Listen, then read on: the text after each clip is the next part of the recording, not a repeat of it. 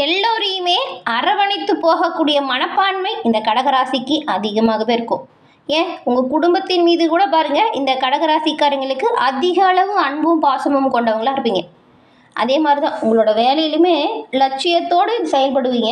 எந்த ஒரு விஷயமா இருந்தாலும் சரி, எடுத்த விஷயத்த செஞ்சு முடிக்கிற வரைக்கும் விடாமுயற்சியோடு செயல்படுவீங்க. நீங்கள் உங்ககிட்ட பாருங்கள், இந்த கலை ஆற்றல், கற்பனை திறன்லாம் நிறையவே இருக்கும். எப்போவுமே பிரச்சனைகளை தாண்டி அதில் வெற்றி பெறக்கூடிய இலக்கை நிர்ணயம் செய்யக்கூடியவங்க நீங்கள். உங்கள் ராசி அதிபதி சந்திரன். இந்த ராசியோட சின்னம் பாருங்கள், நண்டு.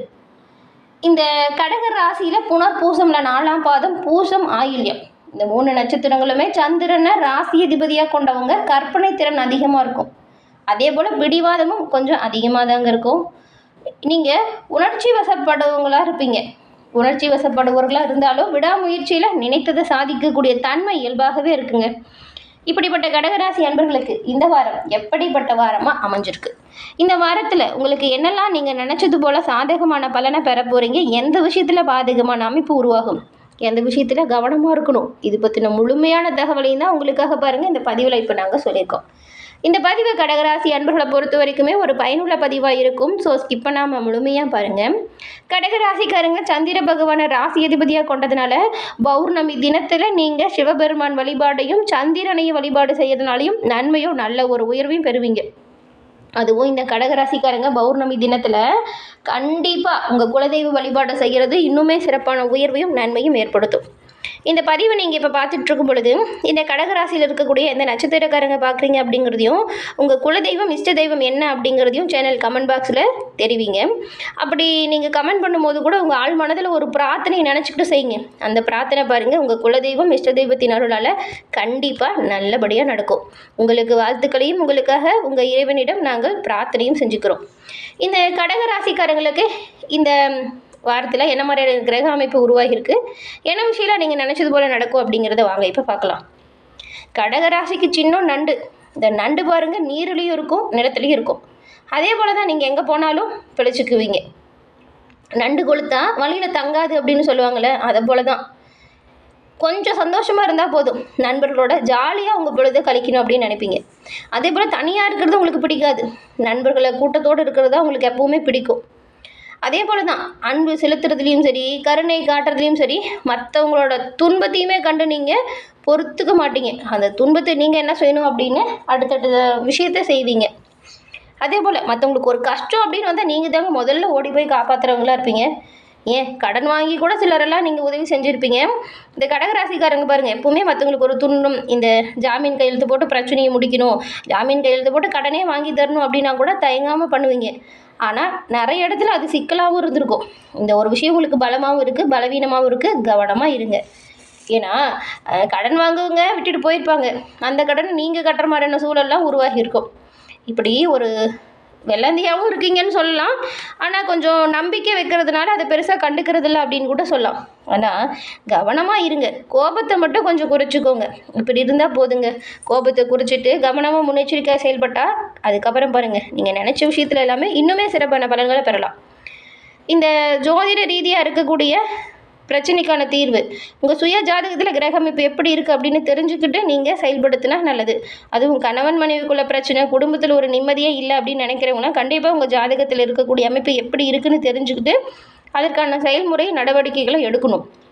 அதுக்கு என்ன பண்ணலான்னு பார்த்தா ஜாதக கணிப்பு தெரிஞ்சுக்கணும். அதுக்குமே ஒரு வாய்ப்பு இருக்குது.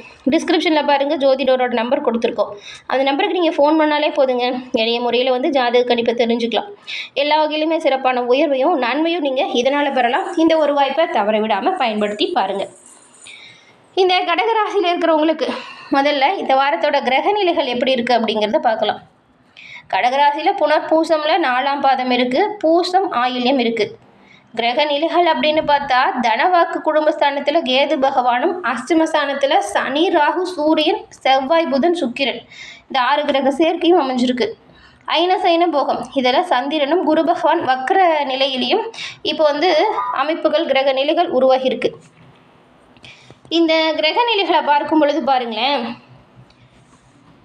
இந்த வாரத்தோட அமைப்புகள் இறை வழிபாட்டில் நீங்கள் கொஞ்சம் ஆர்வம் செலுத்தணும். அதுவும் கண்டிப்பாக உங்கள் குலதெய்வ வழிபாடை செய்யணும். ஏன்னா ராசியை பெருசாக எந்த கிரகமும் பார்க்கல. ஆனால் ராசிக்கு 2ஆம் இடத்துல தான் இந்த தனவாக்கு குடும்பஸ்தானம். தனவாக்கு குடும்பஸ்தானத்தில் சந்திர கிரகணம் சம்பவிக்குது. காரசாரமான விவாதங்களையும் வாக்குவாதங்களையும் நீங்கள் தவிர்த்தே ஆகணும் இந்த வாரம். தெளிவான மனக்குழப்பமற்ற பேச்சுக்களால் மட்டும்தான் குடும்பத்தில் நிம்மதியை நீங்கள் உண்டாக்க முடியும். கொடுக்கல் வாங்கல முக்கியமான பேச்சுவார்த்தைகளை இந்த வாரம் தள்ளி வைக்கிறது நல்லது. அதே போல் நீங்கள் கோபத்தை குறைக்கணும். யாரையும் திட்டுறதோ சபிக்கிறதோ கூடவே கூடாதுங்க. கவனமாக இருங்க. மற்றவங்களோட செயல் உங்களுக்கு கோபத்தை தூண்டுனா கூட சபிச்சிடாதீங்க. கவனமாக இருங்க. உங்கள் நண்பர்கள், தொழில் கூட்டாளிகள், வாடிக்கையாளர்கள், வாழ்க்கை துணை, அதே போல் வேற்று மதம் பேசுகிறாங்க இல்லையா, இவங்க எல்லாராலையுமே இந்த கடகராசிக்காரங்களுக்கு இந்த வாரம் நல்ல ஒரு ஆதாயம் ஏற்படக்கூடிய அமைப்பு இருக்குது. அதனால் வரக்கூடிய வாய்ப்புகளை சரியாக பயன்படுத்திக்கோங்க. எல்லாருமே உங்களுக்கு பக்கபலமாக இருக்கக்கூடிய அமைப்பு இந்த வாரம் வரதுனால பெரும்பாலும் நிதானம், பொறுமை தேவைப்படுது. கோபப்பட்டு வீணான வார்த்தைகளை பேசி யாருக்கிட்டையும் சண்டை சச்சரவுகளில் ஈடுபடாதீங்க. ஏன்னா எல்லாருமே உங்களுக்கு பக்கபலமாக இருக்கிறாங்க. அப்படிங்கும்பொழுது இது ஒரு நல்ல காலகட்டம் அப்படின்னு சொல்லலாம். எல்லாராலையுமே நல்ல ஒரு ஆதாயம் உங்களுக்கு இருக்குது. அரசியல்வாதிகள் எதிர்காலம் பற்றின முக்கிய முடிவை நீங்கள் இப்போ எடுப்பீங்க. அதுக்கான ஒரு சூழல் உருவாகும் பாருங்கள். முக்கியமான விஷயத்தில் மேலிடத்தோட சொல்படி நீங்கள் கேட்டு நடந்தாலே போதும். அடிப்படை வசதிகளின் வாழ்வாதாரத்திற்கு தேவையான எல்லா உதவியுமே இப்போ உங்களுக்கு சீராக கிடைக்கும். சந்திர கிரகணம் ஏற்படுது இல்லையா, அன்னைக்கு நீங்கள் மௌன விரதம் எடுக்கிறது ரொம்ப ரொம்ப நல்லதுங்க. இது பிரச்சனைகளை ஏற்படாமல் உங்களை பாதுகாப்பாக வச்சுக்கோ. இந்த வாரம் மனசில் இருந்த குழப்பம் நீங்கி நல்ல ஒரு திருப்தியும் வருது. கவனமாக இருந்தால் மட்டும் போதும். பண வரவுமே நீங்கள் எதிர்பார்த்தபடி தான் இருக்குது. அதே போல் தொழில் வியாபாரம் விஷயமா திடீர்னு நீங்கள் வெளியூர் கூட போகிற மாதிரியான சூழல் வரலாம். வாக்கு வன்மையால் எடுத்த காரியத்தை எல்லாமே சிறப்பாக செஞ்சு முடித்து நன்மையை பெறுவீங்க. தொழில் வியாபாரத்தில் இருந்த போட்டி, பொறாமை, இது எல்லாமே உங்களை விட்டு விலகக்கூடிய அமைப்பு இந்த வாரம் உருவாகி இருக்குன்னு கூட சொல்லலாம். உங்கள் பணியாட்கள் இருக்காங்க இல்லையா, அவங்க மூலியமே நல்ல ஒரு காரிய அனுகூலம் உங்களுக்கு ஏற்பட போகுது. சரக்குகளை அனுப்பும் பொழுது பாதுகாப்பாக அனுப்பணும். பணியாட்கள் உங்களுக்கு முழுமையான உறுதுணையும் ஒத்துழைப்பும் தருவாங்க. உத்தியோகத்தில் இருக்கிறவங்க இப்போ உழைப்பு கொஞ்சம் அதிகரிக்கும் பாருங்கள். இந்த ஏதாவது எந்திரங்கள், நெருப்பு சம்மந்தப்பட்ட வேலையில் இருக்கிறவங்களாம் அந்த எந்திரங்களை இயக்கக்கூடிய நேரத்தில் கவனமாக இருக்கணுங்க. குடும்பத்தில் பாருங்கள், நல்ல ஒரு மகிழ்ச்சி, நல்ல ஒரு குதூகலம் ஏற்படக்கூடிய வாரம்.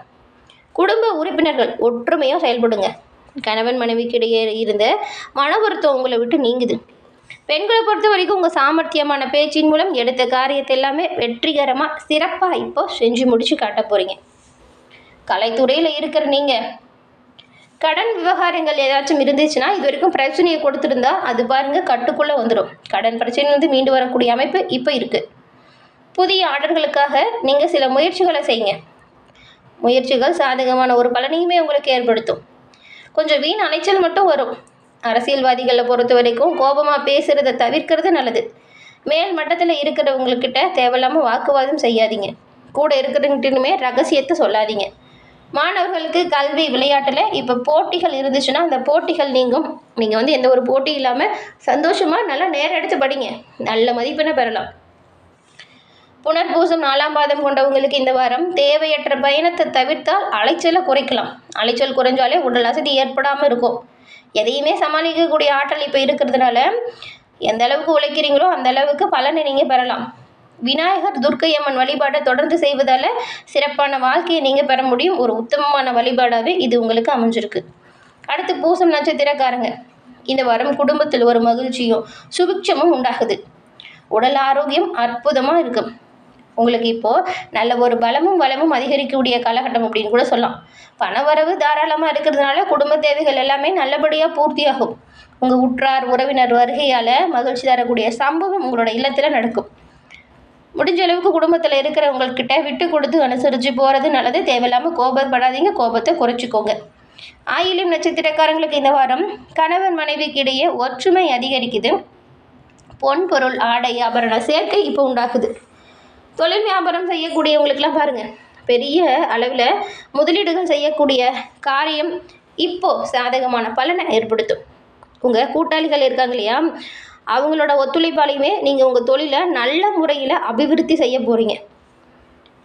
பெரும்பாலும் இந்த வாரத்தோட அமைப்பு அப்படிங்கிறது இந்த கடகராசிக்காரங்களுக்கு நல்ல ஒரு சிறப்பையும் உயர்வையும் தரக்கூடிய அமைப்பில் தான் இருக்குது. பெரிய அளவில் முதலீடு செய்யும் பொழுது கவனமாக இருக்கணும். அதே போல் கோபத்தை குறைச்சிக்கணும், பேச்சில் நிதானத்தை செயல்படுத்தணும். பொறுமையாக இருங்க, நடக்கிறது எல்லாமே நல்லதாக நடக்கும். இந்த கடகராசிக்காரங்க இந்த வாரம் அதிக அளவில் நன்மையை பெறவும், உங்களுக்கு வரக்கூடிய தடைகள் உங்களை விட்டு விலகவும், காமாட்சி அம்மனை வெள்ளிக்கிழமையில் பூஜை செய்து வணங்கி வழிபட்டு வருவதால் உங்களுக்கு வரக்கூடிய குழப்பம் நீங்கும், காரிய தடைகள் நீங்கி வெற்றி வாய்ப்பை பெறுவீங்க. என்ன நேயர்களே, இந்த பதிவு நீங்கள் பயன்பெறக்கூடிய வகையில் அமைஞ்சிருக்கும்னு நினைக்கிறோம். பதிவு பிடிச்சிருந்தால் லைக் பண்ணுங்கள், ஷேர் பண்ணுங்கள் உங்கள் நண்பர்களுக்கும். மறக்காம சேனலை சப்ஸ்கிரைப் பண்ணி வச்சு பாருங்கள். தொடர்ந்து பார்த்தமைக்கு நன்றி நேயர்களே.